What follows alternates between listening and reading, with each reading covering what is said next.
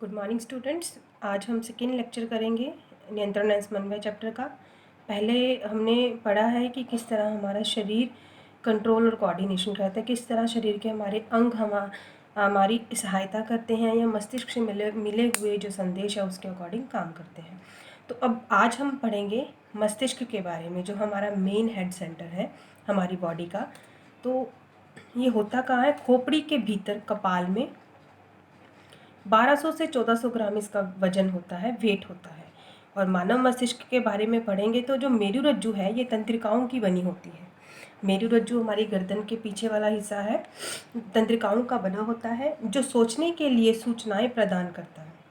मेरुरज्जु क्या करता है कि हमें किसी चीज़, किसी बात के लिए क्या रिएक्शन देनी है उसके लिए सोचने के लिए सूचनाएं प्रदान करती है। ये तंत्रिका मस्तिष्क में संकेंद्रित होती हैं और ये सारी तंत्रिकाएं कहाँ होती हैं? मस्तिष्क के अंदर, जो शरीर का समन्वय केंद्र है। तो मस्तिष्क को हमारे शरीर का समन्वय केंद्र भी माना जाता है, क्योंकि हमारे शरीर का जो पूरा कंट्रोल है वो मस्तिष्क ही करता है। तो मस्तिष्क और मेरुरज्जु को मिलाने से केंद्रीय तंत्रिका तंत्र का निर्माण होगा। मस्तिष्क और मेरुरज्जु मिलकर केंद्रीय तंत्रिका तंत्र का निर्माण करते हैं। और ये तंत्रिका तंत्र करता क्या है? शरीर के पूरे सारे भागों में से सूचना को लेता है और उसका समाकलन करता है कि इस सूचना के प्रति हमारी क्या प्रतिक्रिया होनी चाहिए, या पर्टिकुलर कोई सूचना है तो उसके लिए हमारे मस्तिष्क ने समाकलन करने के बाद उसका क्या रिजल्ट देना है।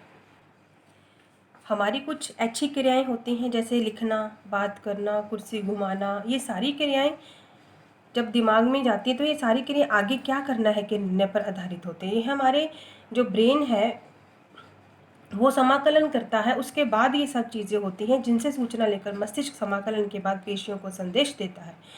हम एकदम से लिखते हैं, लिखना छोड़ देते हैं, बात बात पे हम कोई एक्टिविटी करते हैं, कुर्सी पे बैठे हैं तो कुर्सी पे रन हिट कर रहे हैं, या बहुत सारी ऐसी क्रियाएं हैं जो नॉर्मली हम मेन काम करते टाइम करते हैं। तो वो सारा मैसेज हमारे मस्तिष्क हमारी पेशियों को देता है, तो ये काम होते हैं। अब सपोज़ कीजिए आप क्लास में बैठे हैं, टीचर लेक्चर दे रही है और आप कभी पैर हिल रहा है आपका, कभी हाथ हिल रहा है, कभी पेन हिल रहा है आपका, कभी आप इधर उधर गर्दन हिला रहे हैं। तो ये सारी चीज़ें क्या है? मस्तिष्क द्वारा आपके पेशियों को दिया गया संदेश, ताकि आप कंफर्टेबल या आप अपना जो पोस्चर है वो बदल सकें। तो इसी तरह जो हमारी कपाल की तंत्रिकाएं होती हैं, मतलब जो हमारी मस्तिष्क की तंत्रिकाएं हैं, वो मेरुरज्जु की मेरु तंत्रिकाओं से मिलकर परिधीय तंत्रिका तंत्र का निर्माण करती हैं। और ये तंत्रिका तंत्र क्या करता है? परिधीय तंत्रिका तंत्र से ही मस्तिष्क हमें सोचने की अनुमति देता है और उस पर क्या प्रतिक्रिया देनी है हमें बताता है। ये जो परिधीय तंत्रिका तंत्र है, इससे मस्तिष्क हमें सोचने की अनुमति देता है। अनुमति का मतलब क्या है कि जो क्रिया हमारे साथ हुई है, हमें उसके अगेंस्ट कौन सी प्रतिक्रिया देनी है, हमें ये सब मस्तिष्क ही सिखाता है, मस्तिष्क ही बताता है। अब थोड़ी सी डिस्कशन हम करेंगे ब्रेन के लेयर्स की, मतलब ब्रेन्स के पार्ट्स हम आगे पढ़ेंगे। पहले हम देखेंगे कि इसकी कवरिंग्स कितनी होती हैं। तो मस्तिष्क की 3 झिल्लियाँ होती हैं, मतलब ये 3 चीज़ें हैं जो मस्तिष्क को कवर करके रखती हैं। पहला ड्यूरा मैटर, अरेकेनॉइड मैटर और पाया मैटर। तो ड्यूरा मैटर को ड्यूरा मैटर ही कहा जाता है, अरेकेनॉइड मैटर को जाल तानिका कहा जाता है, क्योंकि ये जालनुमा ही होता है, और पाया मैटर को मृदु तानिका, जो हर्ट के जो मस्तिष्क के बिल्कुल टच में होता है। ड्यूरा मैटर क्या है? यह सबसे बाहरी झिल्ली होती है जो संयोजी ऊतक और कोलेजन तंतुओं से बनी होती है। तो ड्यूरा मैटर क्या है? सबसे आउटर झिल्ली, मस्तिष्क की सबसे बाहरी झिल्ली है जो संयोजी ऊतकों और कोलेजन तंतुओं से बनी होती है। अरेकेनॉइड क्या है? ये मध्य झिल्ली होती है, दूसरे नंबर वाली, जो तंतुमय ऊतक और इलास्टिन तंतुओं से बनी होती है। जो इलास्टिन तंतु और तंतुमय ऊतकों और इलास्टिन से बनी होती है। पाया मैटर सबसे भीतरी झिल्ली है और जो मस्तिष्क को टच करती है। इसमें संयोजी ऊतक होते हैं और इसमें उपस्थित रुधिर वाहिकाएं द्वारा मस्तिष्क को पोषण मिलता है। और इसी में से होकर हमारी जो ब्लड की वेन्स हैं या आर्टरीज हैं वो पास करती हैं, ताकि मस्तिष्क को भी पोषण मिल सके। अब हम पढ़ेंगे मस्तिष्क के बारे में। मानव मस्तिष्क के 3 भाग होते हैं: अग्र मस्तिष्क, मध्यम मस्तिष्क और पश्च मस्तिष्क। अगर मस्तिष्क के भी आगे दो भाग हैं, प्रमस्तिष्क और डायसेफ्रॉन। अगर मस्तिष्क क्या है, यह मुख्य सोचने वाला भाग है, सोचने का केंद्र है। यह ग्राही से सूचना को प्राप्त करता है और इसमें सुनने, सूंघने और देखने के लिए अलग अलग क्षेत्र होते हैं। जिस तरह हमारी 5 ज्ञानेंद्रियां हैं वो अलग अलग कार्य करती है, इसी तरह अगर मस्तिष्क के पास भी अलग अलग केंद्र हैं जो सुनने, सूंघने और देखने में सहायता करते हैं। यह ग्राही से आने वाली सूचना को मस्तिष्क तक पहुंचाता है। अनुमस्तिष्क, अगर मस्तिष्क क्या करता है, जो भी सूचना ग्राही लाएगी उसे मस्तिष्क के पास भेज देगा, फिर उन पर कार्रवाई करता है। फिर यह मानसिक काम जैसे सोचना, तर्क करना, विवेचना, योजना बनाना, याद रखना आदि का काम भी करता है अग्र मस्तिष्क।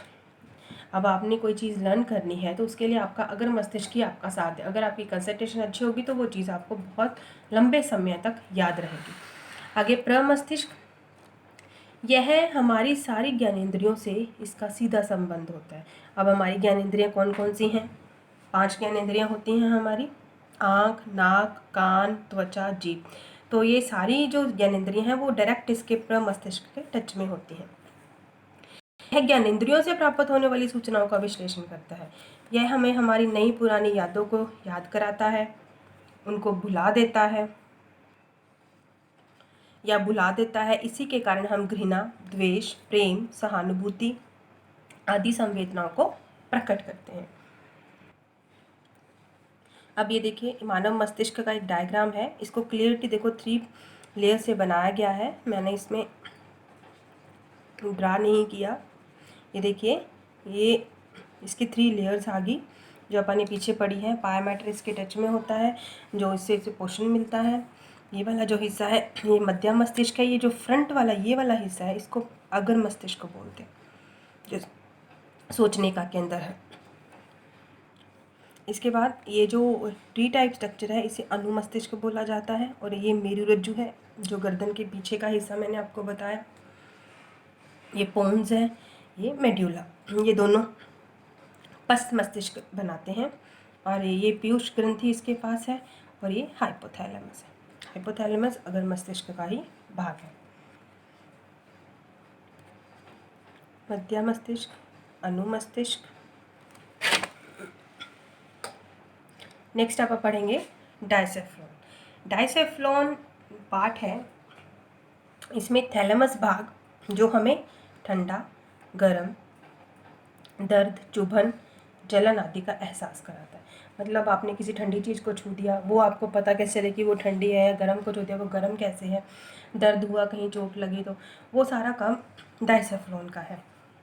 इसमें उपस्थित हाइपोथैलेमस, अब अपन ने जो हाइपोथैलेमस पार्ट किया है वो हमारी भूख, प्यास, घृणा, प्यार, ताप आदि पर नियंत्रण करता है। तो हाइपोथैलेमस ही हमारी गुस्से को शांत करता है, किसी के प्रति प्रेम दिखाना हो, हमें कितनी भूख लगी है, हमें प्यास कितनी लगी, वो हमें फील कराता है।